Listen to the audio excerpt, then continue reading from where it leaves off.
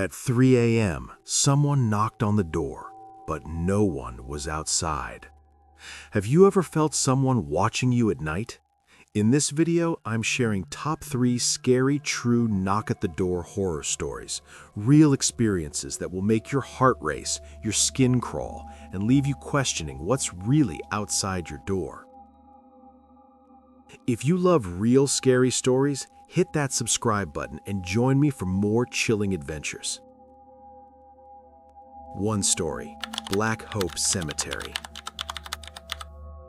I never believed in haunted places before that night. My cousin had just moved into a house near an old burial ground called Black Hope Cemetery in Texas.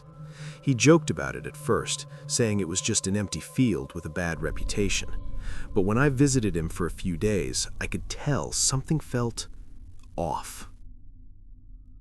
The neighborhood looked normal during the day, kids playing, cars parked outside, nothing unusual. But at night, it became too quiet. Not peaceful quiet, the kind that makes you notice every small sound.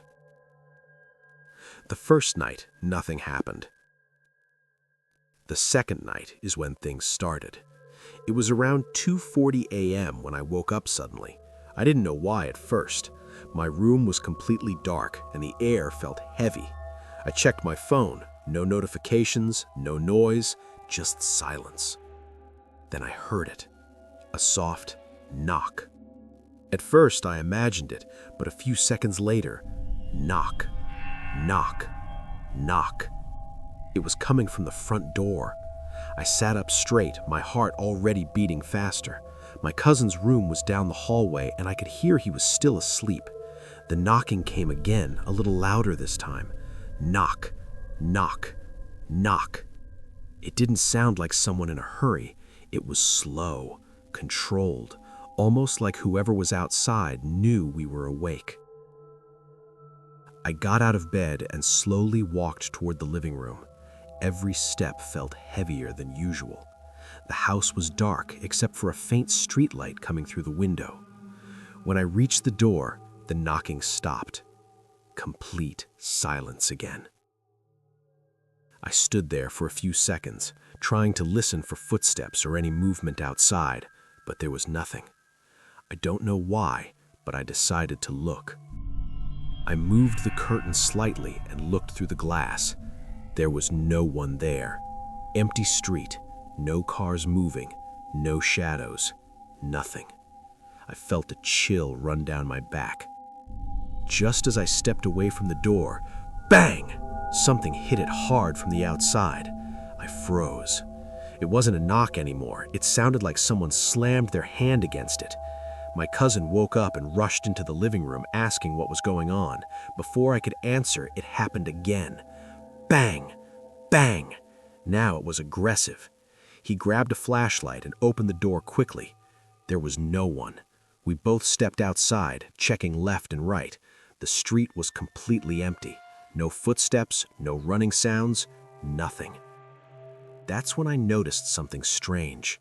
The ground near the front yard looked slightly uneven, like the soil had been disturbed. My cousin looked at me and said quietly, "They say this whole area used to be part of the cemetery." I didn't say anything back. We went inside and locked the door. That night, neither of us slept. The next morning, we asked one of the neighbors about it. At first, he didn't want to talk, but after some time, he admitted that people in the area had complained about similar things for years. Late-night knocking, doors being hit, sometimes even voices calling from outside. But every time someone checked, no one was there. Some residents believed the graves that once were there had never been properly moved. Others said it was just rumors that got out of control. I don't know what it was. All I know is what I heard, and the way it felt standing behind that door, knowing something or someone was on the other side, even if I couldn't see it.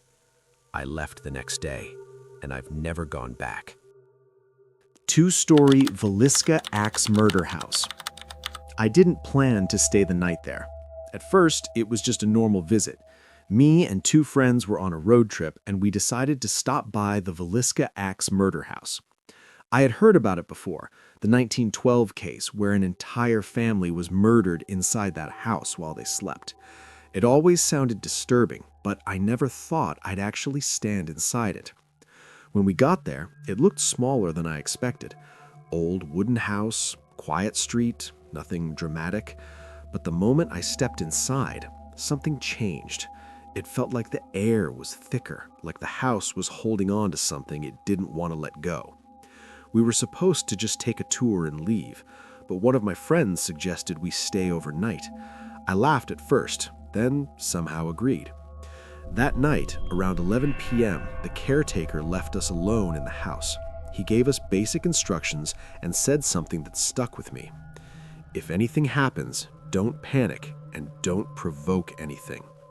At the time, I thought he was just trying to scare us. We turned off most of the lights and sat in the living room. For the first hour, nothing happened.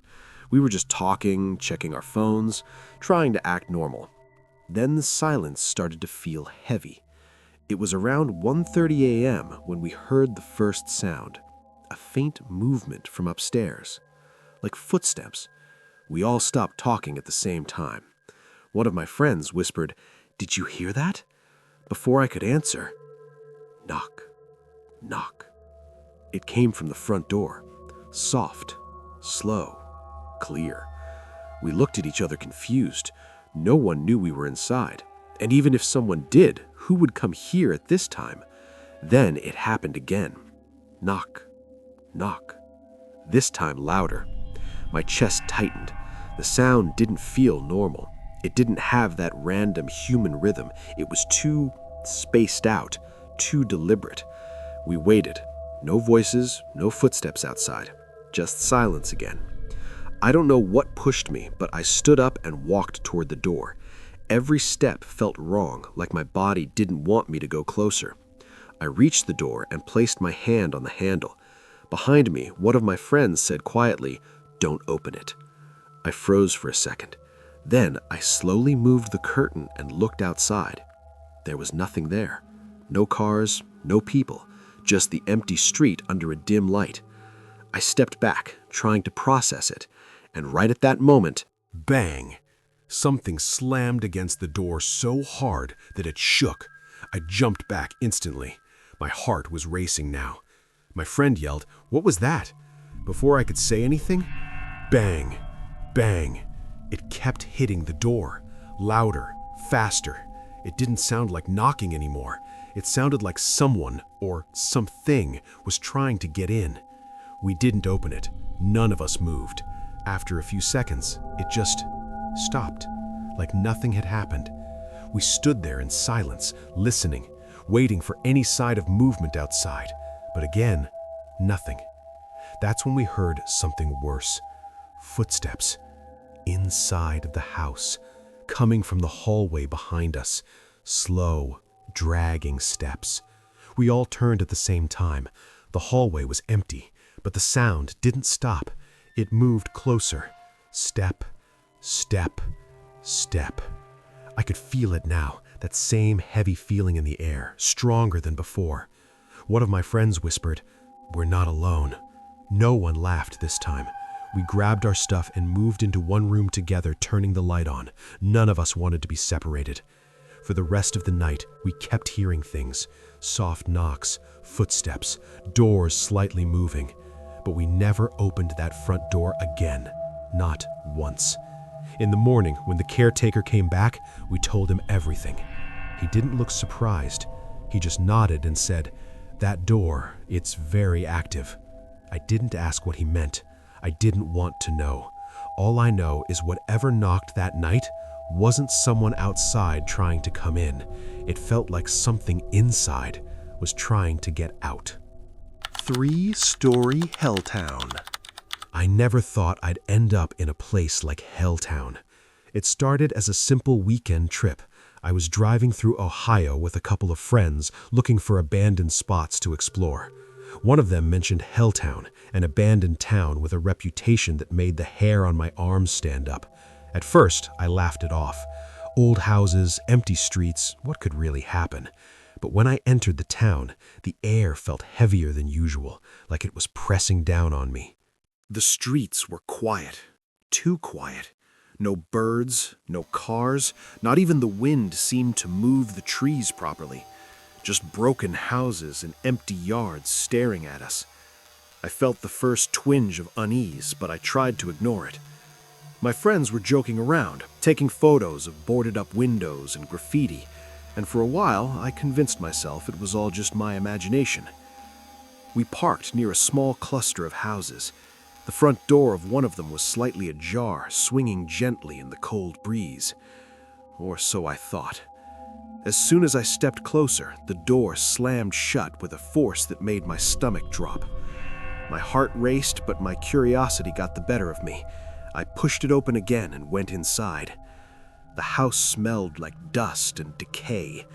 Broken furniture was scattered across the floor, and the wallpaper was peeling. Around 11 p.m., we decided to stay a little longer, exploring house by house. My friends were taking photos, but I noticed something different. Every time I looked out the windows, I felt like I was being watched, not by people, but by something else. Shadows that didn't belong to anything. Shapes in the corners of my eyes that disappeared when I tried to focus. It started at midnight. We were in the largest house, a 2-story with a collapsed roof, when I heard it. The first knock. Soft, deliberate. At first, I thought it was my friends, joking around, but they were upstairs, and I was alone on the ground floor. The knock came again, slightly louder this time. My breath caught in my throat. I moved toward the door cautiously, telling myself it was just the wind. Then it happened again, rapid this time. Knock, knock, knock, like someone was trying to get in. My body froze. The sound was too real, too heavy to be anything natural. I could feel every vibration through the floor. I whispered to myself, "It's just a house, it's just a house." But my voice sounded hollow even to me. I peeked outside. Nothing. The street was empty, the broken signs swaying slightly, but no one there. No cars, no people, nothing. Just that heavy, eerie silence. I backed away from the door, trying to convince myself to leave. That's when I heard it from upstairs.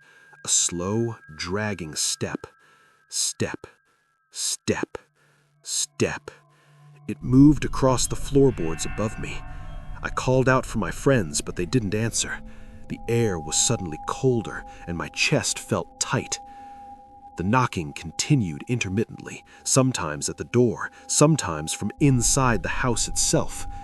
Each time it felt closer, more intentional. I couldn't understand what it was, but instinct told me to run. I grabbed my flashlight and ran upstairs to find my friends, but the hallway looked different. The shadows stretched unnaturally, corners bending in ways that made my stomach churn. We decided to leave immediately. As we stepped outside, the knocks stopped. Silence returned, heavier than before. I could still feel it following me, a presence lingering behind, watching us leave. When we got back to the car, we didn't speak much. The drive out of Helltown was tense, every sound from the forest and road making me jump. I couldn't explain what we experienced. Some said the town was cursed, others claimed it was just local legends, but I know what I felt. Something in Helltown watches, something waits, and if you ever hear a knock, you'd better not open the door.